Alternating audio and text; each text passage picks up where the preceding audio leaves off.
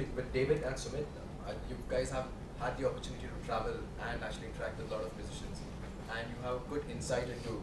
Is this mic working? Yeah. You have good insight into what the Indian musicians think like, and it's very complex. Giving that in mind, if there's specific advice that you would share with the artists as well. Be original. That's the one thing that unites every country in the world completely in terms of music. You have to be original.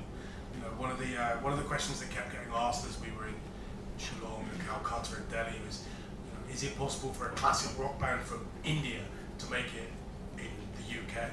And the answer is, well, a classic rock from the UK, or a band from the UK won't make it in the UK, because that stuff died 20 years ago. It's as simple as that. So if you're going to come over to England and you're going to sound exactly like Iron Maiden, unless you've got a very, very unique twist to it, the chances are no one's going to give one solitary crap. And you come from a country where Mr. Big is selling 20,000 concert tickets. To some extent, everybody in this room is responsible for that. And you need to cut that out. And secondly,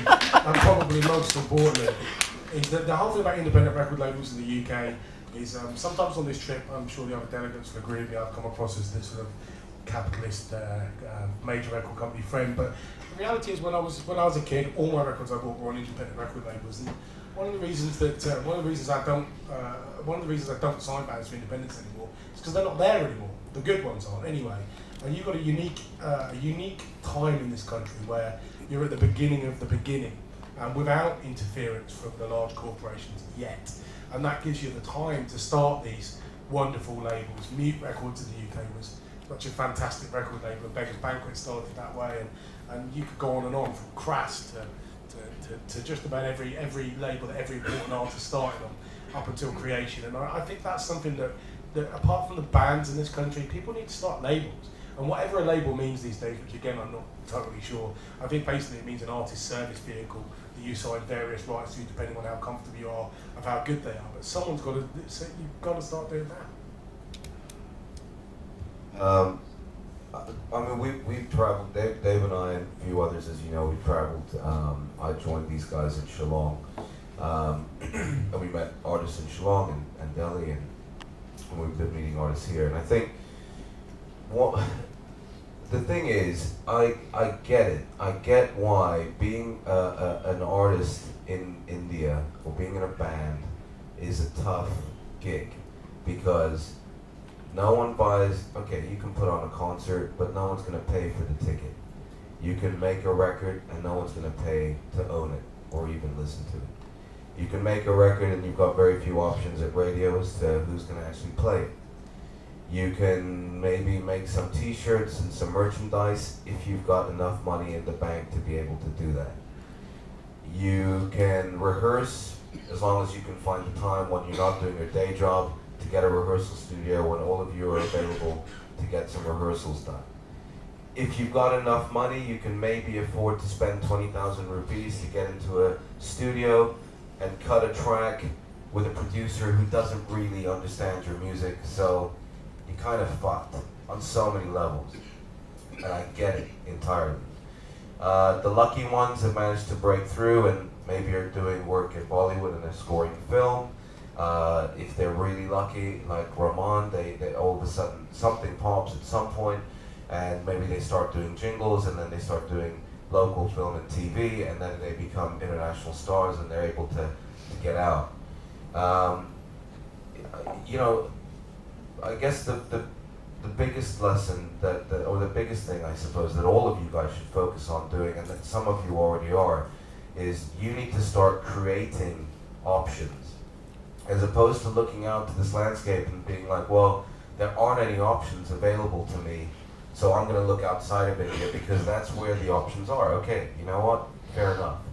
When I hear someone in this country talk about artist rights, and that's a whole nother discussion which we'll be talking about later, but you don't have any options.